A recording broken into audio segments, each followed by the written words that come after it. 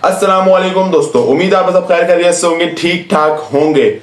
दोस्तों कल बाबर आजम ने अपनी सेंचुरी मुकम्मल कर ली है। सेंचुरी मुकम्मल करने के बाद कल वो प्रेस कॉन्फ्रेंस में आए तो उन्होंने बड़े इंटरेस्टिंग जवाब दिए, मजेदार जवाब दिए।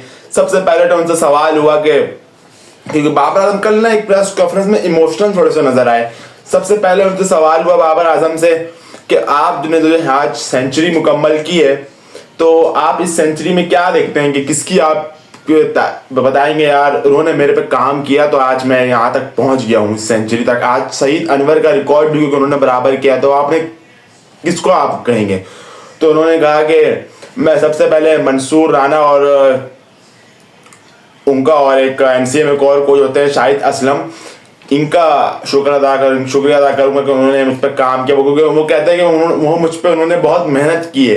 एनसीए में दोनों अंडर-19 वगैरह में भी दोनों कोचिंग करते हैं। फिर उन्होंने कहा पाकिस्तान टीम के हेड कोच माइक हसन को भी उन्होंने नाम लिया, नाम तो नहीं लिया, खैर हेड कोच का नाम लिया वहां पर। और वहां पर उन्होंने कहा कि जब आपके टीम के बॉयज आप पर इतना बिलीव करते हैं, जब आपको इतना मोटिवेट करना चाहते हैं, तो आप फिर अपने अंदर यकीन रख तो यार मैं कर सकता हूं। कि उन्होंने कहा कि हसीबुल्ला मुझे कह रहा है कि आप बाबर भाई आप कर सकते हो, साइम कह रहा है, आगा कह रहा है, शाहीन कह रहा है, रिजवान को तो हमने देखा किस तरह रिजवान में जुनून में था बाबर आजम की सेंचुरी करने के बाद। अच्छा, रिजवान से भी एक सवाल हुआ जब बाद में बाबर आजम और मोहम्मद रिजवान का एक शो आया था, दोनों पाकिस्तान क्रिकेट के चैनल पे आया हुआ है वो मोहम्मद रिजवान से सवाल हुआ कि हमें तो ये भी नहीं पता कि अभी पार्टनरशिप कितने रन की लगाई है बाबर आजम और मोहम्मद रिजवान ने। मोहम्मद रिजवान ने कहा पार्टनरशिप तो एक ही थी जो 2021 में लगी थी, जो सबको याद है, इंडिया के खिलाफ 150 रन की, 152 रन की।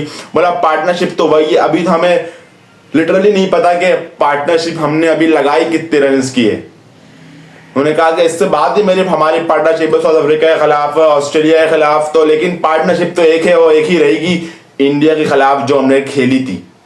उन्होंने कहा कि अभी हमें पता ही नहीं श्रीलंका वाले मैच में जो कल मैच हुआ कि उसमें कितनी रन की हमने पार्टनरशिप लगाई है। अच्छा, बाबर आजम पा जाते हैं। बाबर आजम से सवाल हुआ कि यूट्यूबर जो थे आप पे इतना तनकीद कर रहे थे कि बाबर ऐसा हो गया, बाबर वो हो गया, ये हो गया, तो उन्होंने कहा कि मैं इनके बारे में कुछ नहीं बोलूँगा, इग्नोर करूँगा, क्योंकि आपको उसी टाइम पता चलता है कि आपका असली दोस्त कौन है। मुश्किल जब आप पे पैच आता है, जब आपका एक मुश्किल वक्त आता है कि आपको पता चलता है आपका प्रॉपर दोस्त कौन है और जो पक्का दुश्मन कौन है। तो उन्होंने कहा कि मैं इसको इग्नोर करूंगा और 2 साल चुप रहा तो अभी भी खैर कुछ नहीं बोलूंगा। तो यहाँ बाबा थोड़ा इमोशनल हो गए कि मैं अभी भी कुछ नहीं बोलूंगा, मैं खामोश ही रहूंगा। जो आना था मेरा काम है बैठ से परफॉर्म करना और मैंने कर दिया। खैर बाबर आजम को अभी बहुत कुछ करना है, क्योंकि बाबर आजम जो भी सेंचुरी करा है ये बाबर आजम कोई एंडिंग पॉइंट नहीं था। एक तरफ और मजे की बात चल रही है कि इंडियन वाले चैनल वगैरह कुछ कह रहे हैं कि बाबर आजम ने विराट कोहली का स्टाइल कॉपी किया है। 83 इनिंग्स के बाद बाबर आजम ने भी सेंचुरी मुकम्मल की थी। और यार क्यों नहीं करे यार, बाबर आजम विराट कोहली का स्टाइल क्यों कॉपी नहीं करे। करना तो करता रहा, दोनों किंग है यार। विराट कोहली भी इंडिया का किंग है, बाबर आजम पाकिस्तान का किंग। जितनी विराट कोहली को इंडिया में फैन फॉलोइंग है उतनी पाकिस्तान में बाबर आजम को फैन फॉलोइंग है। तो फिर बाबर आजम का भी हक बनता है जो करे। दोनों किंग को ही कॉपी करते हैं यार। आप देखो विराट कोहली ने भी 83 इनिंग्स के बाद विराट कोहली की भी सेंचुरी आई थी अगेंस्ट अफगानिस्तान। बाबर आजम की भी 83 इनिंग्स बाद सेंचुरी आई है अगेंस्ट श्रीलंका। तो फिर स्टाइल तो कॉपी करना बनता है। जब इतना चीज कॉपी हो रही थी, एक स्टाइल के बारे में क्या इश्यू है, वो भी कॉपी होना चाहिए। लेकिन मजा आ गया। बाबर आजम से एक और सवाल हुआ कि बाबर आप जो आप जम लगाते हैं वो आपने जम क्यों नहीं लगाई। उन्होंने कहा कि इंशाल्लाह नेक्स्ट 100 में वो जम भी आएगी, अभी बस जो होना था वो हो गया है। अच्छा, उन्होंने कहा कि मैं इस इनिंग से सेटिस्फाइड हूँ, लेकिन मैंने जिससे पहले भी जब जो मेरी हाईएस्ट इनिंग थी ओडीआई में 83 रन की सेंचुरी से पहले जो मैं 81 रन पर आउट हुआ हूँ, वहां तक मुझे भी लगा था कि ऐसा टाइम मेरे पे क्यों आता है कि मैं हमेशा ऐसे मुश्किल घड़ी में मैं ही फंस जाता हूँ कि 81 रन पर मैं आके सेंचुरीज करने से रह गया। क्योंकि उन्होंने कहा कि आप देखें ना, हर ज्यादातर टाइम जो आ रहा है वो मुझ पे आ रहा है। तो मैं इस पे समझता हूँ, क्योंकि देखिए मोटिवेशन जो है ना आपको 2 से 3 दिन तक हौसला देती है, आपको 2 से 3 दिन तक आपको सपोर्ट करती है, लेकिन उससे ज्यादा आपके मोटिवेशन आपके लिए किसी काम की नहीं होती। 2 से 3 दिन के लिए बेस्ट है, उसके बाद जो आपका जो काम करती है वो हार्ड वर्क है। और वैसे मैं बिलीव करता था, मुझे यकीन था कि मैं 81 से 100 पे लेके जाऊंगा और इस रिकॉर्ड को तोड़ूंगा, क्योंकि इस रिकॉर्ड को तोड़ना ही मुझे था। बड़ा मजा आया था बाबर आजम की बातें सुनकर। उन्होंने कहा कि बस सेलिब्रेशन इसलिए नहीं की कि बस 83 बात किया है और वो आज अल्लाह ने करवाना था इस चीज को जो मैंने कर दिया। उन्होंने, आपने देखा कि उन्होंने जमीन में बैठे, फिर 2 महीने से बैठे रहे, फिर सजदे में गए, फिर अल्लाह का शुक्र अदा किया। मजा आता था बाबर आजम। कल पूरे मैच में जो हीरो था वो हमारा बाबर आजम था। मजा आ गया बाबर आजम। उम्मीद है बाबर आजम इसी तरह आगे ही परफॉर्म करता रहेगा और पाकिस्तान को जो नाम है वो ऊंचा करता रहेगा, और पाकिस्तान हमेशा बाबर आजम के बारे में जुनून रहेंगे पाकिस्तान के फैंस। अच्छा, मोहम्मद रिजवान ने क्या है, देखे बाबर आजम की सेंचुरी के लिए सबसे ज्यादा इंतजार जो सबको होता है वो सभी को होता है, क्योंकि सबको पता है अगर बाबर आजम अपनी सेंचुरी और बाबर आजम अपना पीक वाला बाबर आजम रहे तो पाकिस्तान टीम का लेवल कुछ और होता है। अगर हमारा जो किंग है वही थोड़ा नॉर्मल सा रहे तो पाकिस्तान टीम डाउनफॉल में रहती है।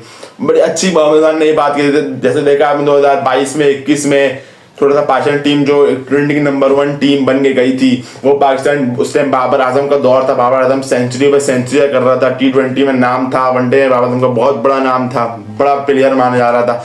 और वही दौर अगर दोबारा बाबर आजम का वापस आएगा तो जरूर पाकिस्तान टीम का भी दौर ऊंचा जाएगा। तो दूसरी तरफ बात कर लेते हैं, आज इंडिया वर्सेस साउथ अफ्रीका के दरमियान टेस्ट मैच चल रहा है। बड़ा ही दिलचस्प टेस्ट मैच चल रहा है, लो स्कोरिंग पे ही मुकाबला चल रहा है। आप देखें साउथ अफ्रीका इतनी जल्दी ऑल आउट हो गई, 200 रन के अंदर आउट हो गए, फिर उन्होंने इंडिया को भी 189 रन पे ऑलमोस्ट आउट कर दिया।